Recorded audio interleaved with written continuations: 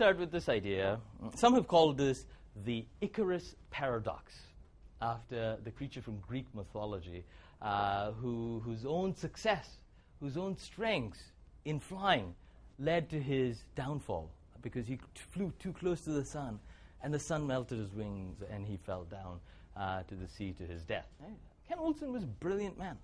Ken Olsen not only had a PhD from MIT, another fine school, but also helped really almost single-handedly create the mini-computer industry.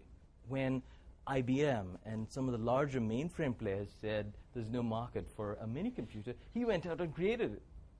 And yet the next generation of technology, the personal computer, when that came along, the response from Ken Olsen was there's no reason anyone would want a computer in their home. We should have some empathy for Ken Olsen, right? When his engineers and his best people are off playing around this useless box, right? And he's trying to run a damn company. and so, well, you have to impose some discipline, and that was the logic. That was the logic. In industry after industry after industry, when we look at the actual patterns of innovation, and where radical innovations seem to come from, well, two sort of results that seem to stand out. One, that it's really not about size. It's not about large firms or small firms. Large firms have the benefit of resources, and resources count for a lot. It's about the culture that seems to exist within the organization.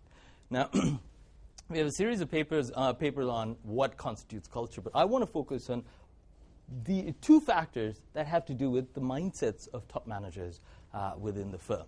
Boston Consulting Group asked employees within organizations the following question: who is the biggest force driving innovation in your company? And by far, the answer was the person at the top.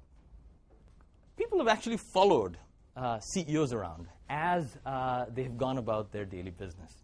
And they've tried to understand, researchers have tried to understand what percentage of the average big company CEO, for instance, what percentage of that CEO's time is spent on activities related to the future.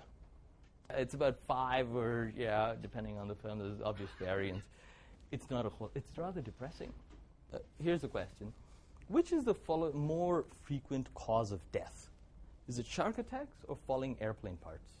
It turns out falling airplane parts are about 30 times more likely worldwide.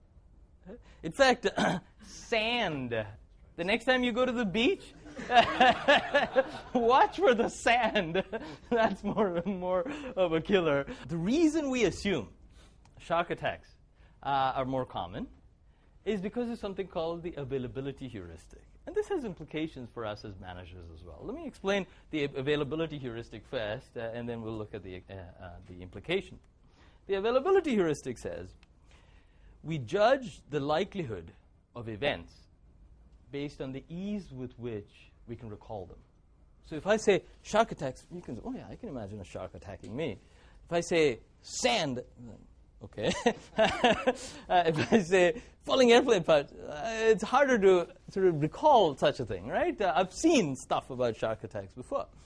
And so as a result, we as humans use this rule of thumb or heuristic that says, well, if I can recall it more quickly, then it must be more likely. Imagine the same context in the management area. The reason Ken Olsen found it really hard to fathom PCs is because he really hadn't spent time thinking about PCs. The reason Bill Gates instantly got the significance of the PC because they had been obsessing about the potential for PCs. Oh my God, it's finally here. If you were Ken Olsen sitting right there in the same city, well, it's another distraction, right? Because you haven't spent time thinking about it. And think about the market research and that you do in your own organizations. Who do you focus on mostly? Is it today's customers or customers who don't currently exist? Is it today's competitors or competitors who don't currently exist? Is it today's technologies or technologies that don't currently exist? In most established firms, by necessity. Because that's how good firms are run. You have to focus on today's and pleasing your customers today. Right? And as a result, events that seem distant, you really can't imagine these things, are hard to imagine because you haven't really given enough time thinking about it. In the innovative firms that we studied, they tended to have a systematic process of focusing on the future. They emphasized a lot more customers and competitors who were not today's customers and today's competitors. Bill Gates is a very disciplined man. Twice a year, he takes off for 1 week and goes away into a cabin in the woods by himself.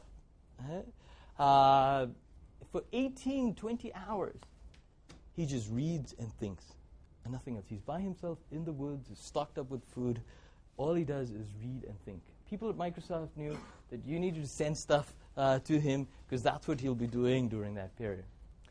In 1995, that's when right after a Think Week, he sent out this memo that said, "Oh my God, the internet tidal wave is about to hit." And that's what led to Microsoft Internet Explorer and the entire sort of focus around the web.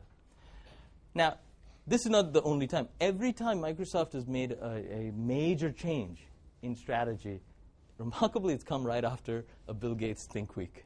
The first thing you could do to ask yourselves is, well, how much am I thinking about the future?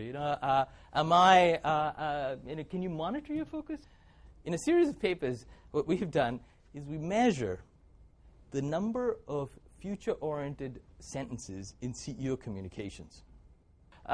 We analyze the number of will sentences or the number of references to things like the future, I expect, and so on.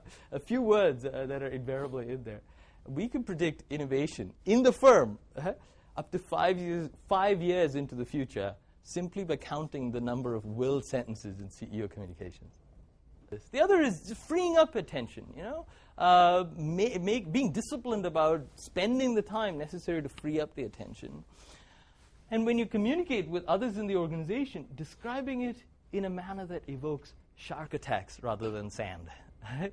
in a very vivid manner. Right?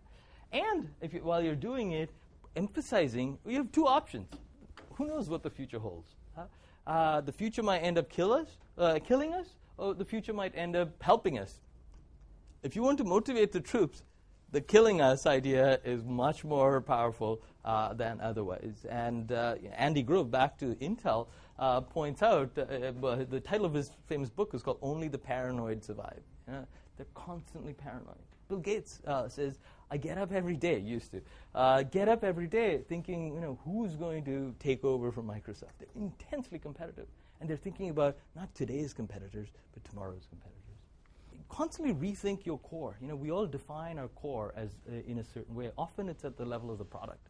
And the beauty of Apple is that they're constantly rethinking their core. They used to be a computer company, and then they became a music company, then they became a telephone company. Arguably, they're now a distribution channel company, right? They run a retail store in many ways with the apps. And that's a process that seems seamless if you're Apple, but is very, very difficult for many. By the time our MBAs leave, when you left, you had seen hundreds, perhaps even close to 1,000 cases, some mini cases, some big cases. What you did there is broaden your horizons and know that there are different ways of doing things. The alumni you're meeting, right, are not from your exact industry.